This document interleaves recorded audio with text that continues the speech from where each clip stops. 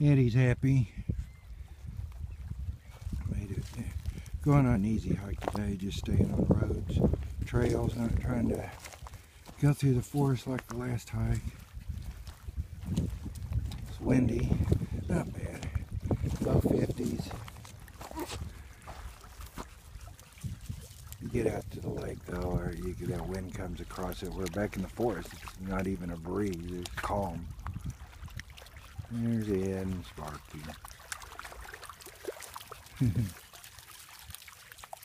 A lot of double-crested cormorants. I've counted them right through there past that little island out there. One time I don't remember the count. It was tens of thousands. I don't remember what my final count. It was the most birds ever counted in one place. And they were all out on that bay, that finger of the lake out there.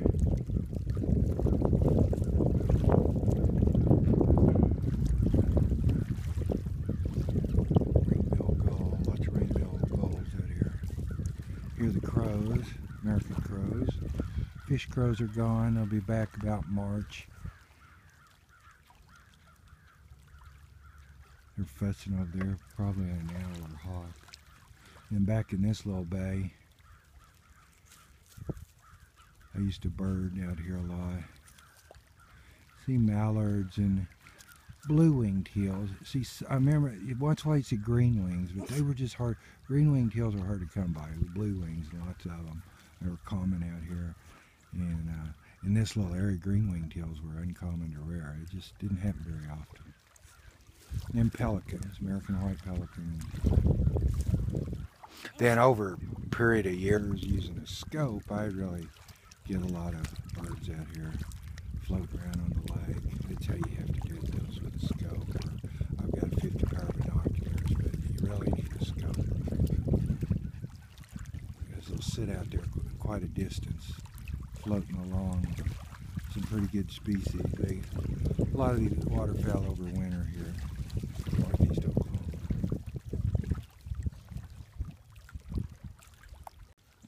Oh, I just missed him. There went a double-crested cormorant. But back in this little bay, you used to get hooded mergansers. It was a good spot for them. Pick those up. Hoodies, as they're called. And then out on the lake and out in this more open area out here, I used to get the common mergansers.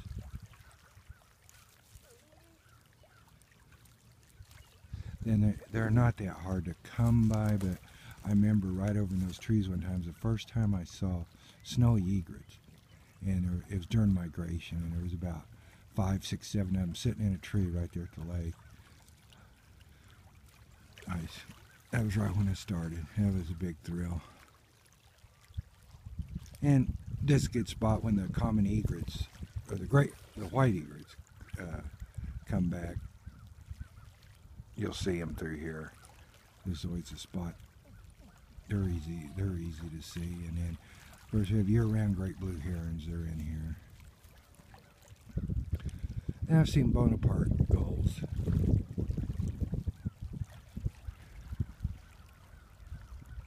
It's a quiet day. Here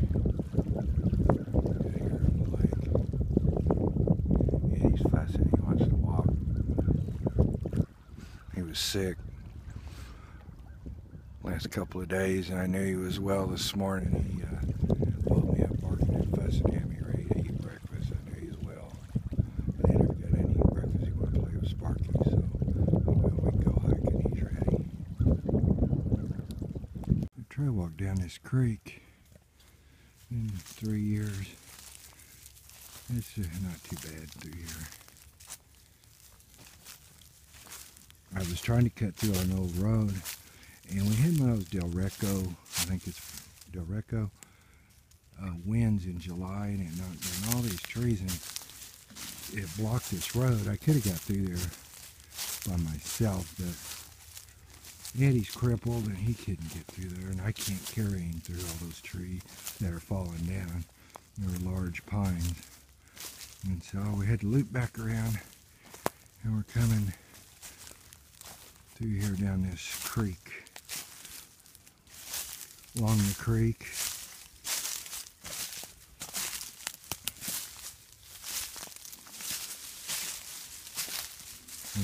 Eddie walked through something like this. Oh, I thought we'd just stay on the roads, but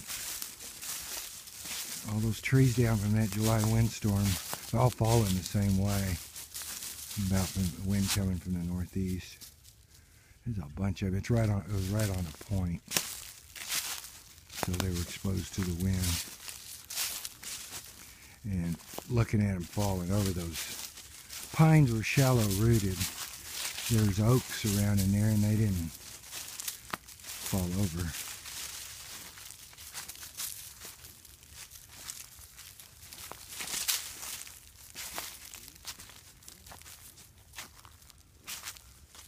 It's rather park-like in here. There's some brush down certain areas, but there's some open areas like this.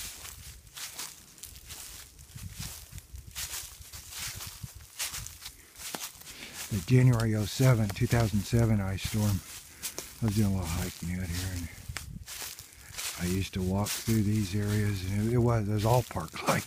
And after that, all the branches came down, trees came down, and you just couldn't, many areas, you just couldn't walk through there anymore. It took a number of years for it to decompose, and before you could walk it back into some forest areas. I've been walking out here long enough. There used to be a log over by a creek, and when I first started out here hiking in earnest in the 90s, and I would sit there and take a break, and one time my wife was with me. I took a photo of her sitting there, and kept going there, and the logs started breaking down, and it got shorter or lower and lower, and finally I couldn't hardly sit there anymore, and it wasn't really like a chair, and I had to move up to another log a little ways off, and then finally I'd go by there, and that log was just down to the last remnants of wood, decomposed, and finally it was just a dark spot there. And finally I went by there the other day, and you can't even tell where it was now, and it was a large log. So that's how long I've been hiking out here, watch whole tree trunks decompose and totally disappear with no further trace of them.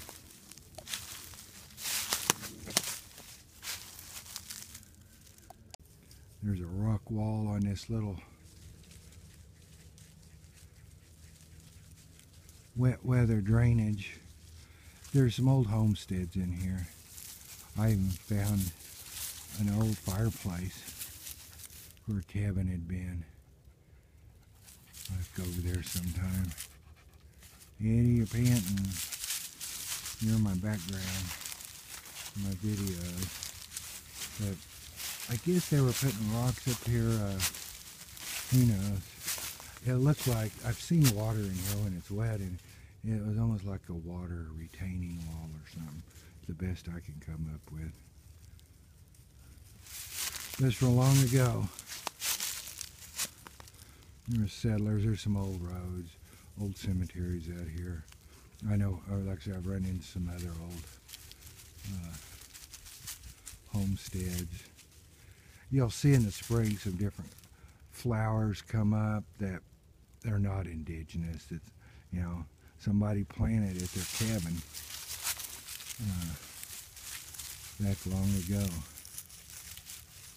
We broke out to this little road, which if I could have went the other road, we would have been here 20 minutes ago. There's them dating. Come on in. We're not going to go through the forest. That was the end, and that's it. Rest down the road.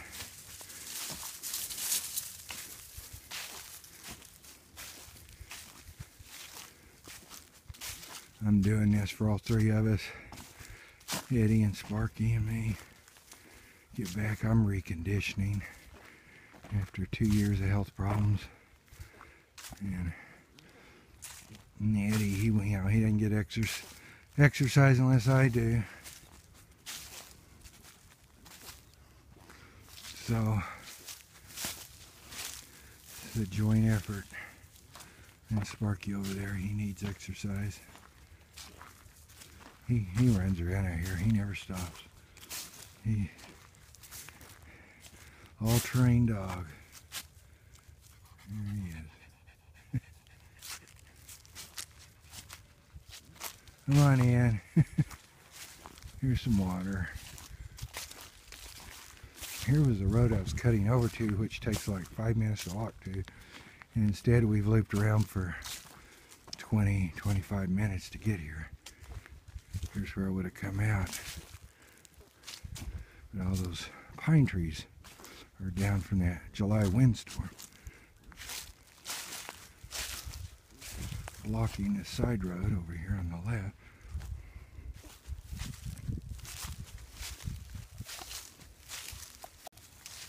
Must be a number of years out here, well over 100 times, just documenting all the birds and the quantities, frequencies, and the recording the effort, which I think I mentioned in another video. When I was birding, it was about 1 mile an hour. I was writing them down, listening. And you really have a lot of birds, especially in the spring. And I had GPS. I'd measure my effort, distance, duration, and all the birds. And I could ear bird. I could tell a lot of them just by the sound. I'm a little rusty on that now.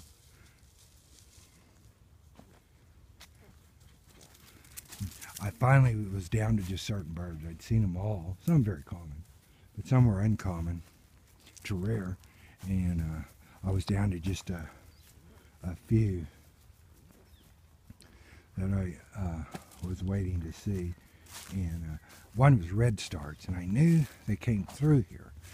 And they didn't nest here that I knew of.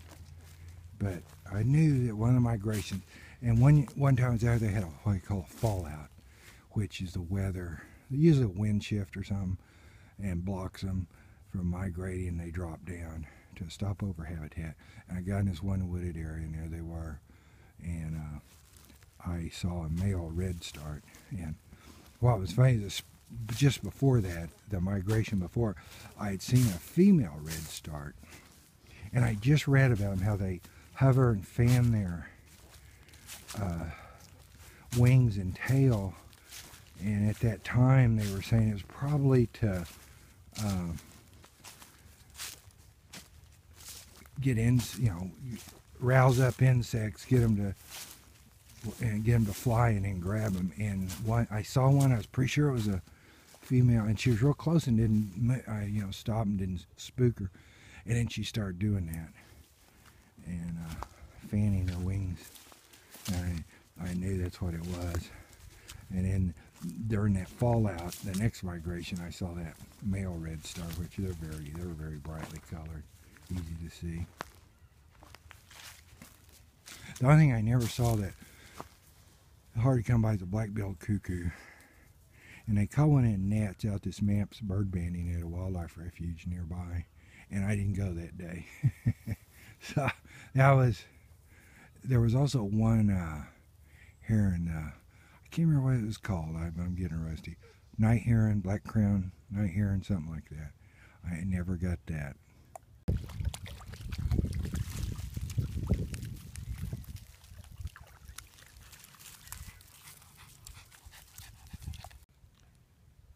Well, it's starting to mist a little, and I'm a long way from the trailhead from the vehicle. At least for me, it's a long way. Looks a little hazy over there off in the distance. It misted on me driving here, just one spot, so I didn't think too much of it. I don't think it's going to rain too much. Actually feels kind of good. But just a very light mist.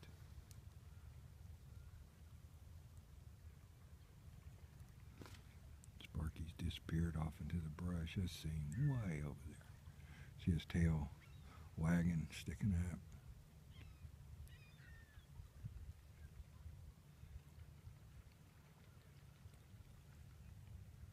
I was trying to be quiet and listen. See if I hear raindrops.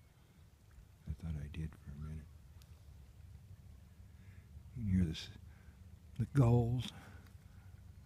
There's ring-billed and Bonapartes out here. And there's a turn, and I can't think of the name of it, right around the corner. It's the only place I've ever seen them out here on the lake, just around the corner of the shore here.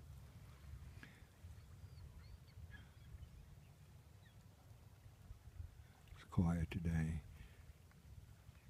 January, cloudy day in the 50s with some mist. It's very comfortable actually from a hiking standpoint. Don't get very warm, and I'm trying to carry quite a bit of weight in my day pack for conditioning. Eddie stopped panting. I just realized he's rested up. We better start working our way back. Now, I looked that up. It's Forster's tern. Is the bird I was thinking of. The tern. I forgot I had a date guide with me for bird species. It's starting to mist. It's almost turning into a light rain. I should have brought my rain gear. I used to in Colorado, especially, you'd have afternoon showers. I'd carry a shell. And a nylon shell or a Gore-Tex shell. And I can remember walking through the forest in the afternoon in Colorado, like coming back down off a summit, and I'd be in the forest, and I would get a summer shower and put that shell on, and I had a cover for my pack, and you know, you just keep hiking, wouldn't get wet, and it was really peaceful. A little summer shower hiking through the Rockies in the forest. Let's look at that bird. It's kind of quiet out here today with the birds. There's few around. I noticed that when I be out here, there's some active right through here right now. But they kind of, it goes in spurts. You'll hear them and they're active, and then it gets quiet. Then later they start up again. Here, downy woodpecker. Pusnetus probably.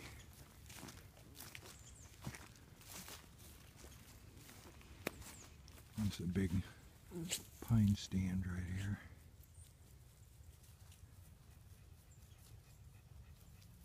It's the one area of clay that this whole area, 1,000 acres or whatever, and I have walked through this and learned the hard way.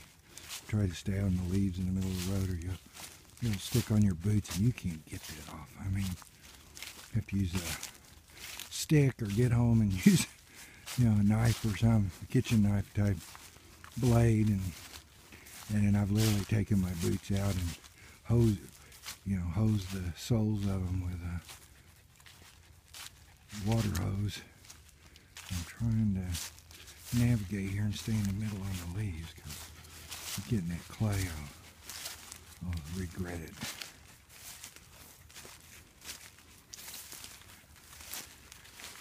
Still a little misty. Eddie panting again. Sparky's having a big day.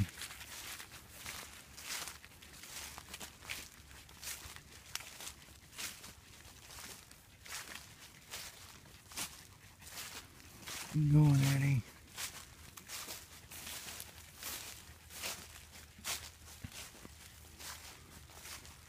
That gets about to get into the clay. Like a robin. Chickadees, robins, cardinals, blue jays, breasted nuthatch. Actually, it was right through here I saw there was kind of one winter an outbreak of red-breasted nuthatches. And it's all I ever saw. I was looking at another bird. It was right in this area, and I had a 50 pair of binoculars, and I was looking at another bird. I think it was a kinglet. I was trying to see good enough as golden crown or ruby crown kinglet, and a red-breasted nuthatch flew right into the my line of sight there and landed. And you know, it just doesn't get any easier than that. And I knew they were around. I'd been hearing people report them. They call it eruptions. with an I, IRRUPTION. And owls, and everybody was seeing them. And I went from uncommon or rare to common in this area for one time there. And there were so many of them, they flew into my line of sight while I was and landed right there in front of my binoculars. I didn't even have to search for them. Oh, Eddie crying. What?